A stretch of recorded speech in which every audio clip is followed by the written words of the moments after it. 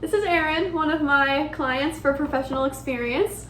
Erin, I'm just going to be going over your fitness assessment with you today. So I will break it up into the 6 sections. We started with vitals and then we moved into body composition. We did a cardiorespiratory assessment. We did muscular strength, balance, and flexibility. So I will start with vitals. I took your blood pressure, heart rate, and respiration rate. Your heart rate was 111/67 millimeters of mercury. Heart rate is 80 beats per minute, and respiration rate was 16 breaths per minute. All of these values are within normal ranges, so I wouldn't really make any recommendations to change anything. Body composition, we did a BMI calculation, waist circumference, and percent body fat. BMI, I took your height and your weight and calculated your BMI to be 20.6, which is considered healthy. Your waist circumference was 69 centimeters, which classifies you as being low risk. And we did the skin fold measurements for percent body fat. And according to all of those numbers plugged into the equation to calculate your percent body fat, your number was 24.59%, which is considered acceptable. So all of these values were also in normal ranges, so I would not advise you to change anything once again. Cardiorespiratory. We did the Ebeling single stage submaximal test. That's where we were on the treadmill for 4 minutes at 0% grade, and then we did another 4 minutes at a 5% grade. And I took your heart rate, all those values while you were completing the test. I used your age, your speed, other values, your end heart rate. I plugged those into an equation and got your predicted VO2 max, and that value is 35.05 milliliters per kilogram per minute. This is considered below average for women your age, and since this is below average, I would recommend increasing your cardiorespiratory training. I know you enjoy running, so that might be a good way to pick back up and include more running in your regimen. But then again, I also understand that running can get very monotonous. So if you wanted to break that up, you could also try high intensity interval training, biking, swimming, anything that's really gonna get your heart rate up and keep it up for a while. So as you do more of these exercises, you'll build your cardiorespiratory fitness and be able to increase your VO2 max. For muscular strength, the upper body test, we did the YMCA bench press test. This is where we had the 35-pound bar, and you did the bench presses with the cadence of 60 beats per minute. And you got 17 repetitions. This is considered to be in the 20th percentile. Since you were in the 20th percentile, I would recommend trying to get up to at least around the 50th or 60th percentile. To do this, I would recommend increasing your upper body resistance training, weightlifting, resistance bands, stuff like that. You can do body weight workouts as well.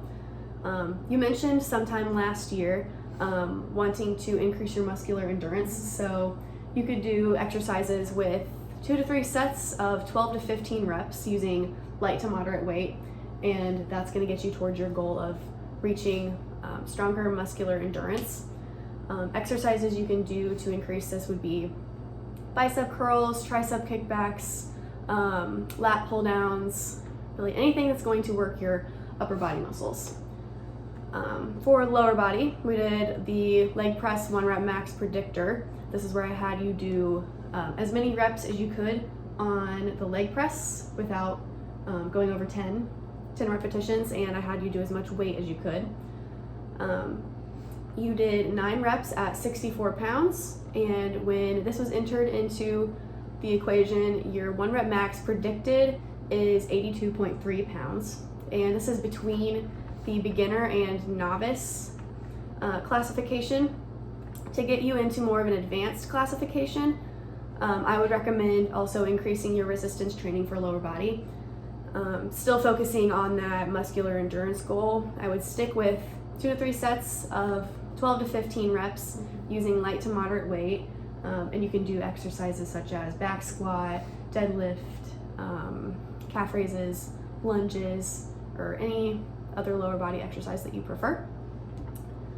For your balance test, we did stork test for static balance and Y balance for dynamic balance. For the stork test, you got 5 seconds for your right leg and 8 seconds for your left leg. Both of these are considered poor, so I would recommend that you increase your balance training. This can just be you standing with both feet on the floor and closing your eyes and seeing how long you can stand there. You can try to stand on one leg, and then once you get better at that, you can close your eyes. And if you want to specifically target your stork balance test scores, you can start to go up on your toe and increase your balance that way. You could also stand on a soft surface. That would help out once you transfer to a hard surface. Dynamic balance, you did the Y balance test. This is where I took your leg length and I took the distance that you reached for each of the anterior, posteromedial, and posterolateral reaches. And I divided the distance that you reached by your leg length, and everything was taken into that account, so it was all measured in terms of percent leg length. All of these values were above average, so unless you're just really desiring to increase your dynamic balance, I wouldn't make any recommendations for improvement. And lastly, flexibility. You did the back scratch test for your upper body assessment and the Ober's test for your lower body assessment. Back scratch is where we went over and I had you try to touch your hands, and you were able to overlap your hands 8 centimeters for both arms, and this classifies you as above average on both sides, and shows that you have sufficient upper body flexibility because you were able to touch and surpass your fingertips touching. I wouldn't make any recommendations to increase your upper body flexibility other than maintenance, so keep up with whatever stretching regimen you're doing now. Lower body, you did Ober's test, and both the right and left legs resulted in negative tests because you were able to let your leg hang off the side of the table, and this demonstrates sufficient lower body flexibility. So unless you're looking to increase this further than it has already developed, I wouldn't recommend any further stretching. But if you did want to do further upper body or lower body stretches, for upper body you could do the arm across your body, behind your head, stretching the triceps. For lower body you can do touching your toes, grab your ankle and stretch your quad out standing on one leg, anything like that. So, but you don't need to make any changes because your values are already above average.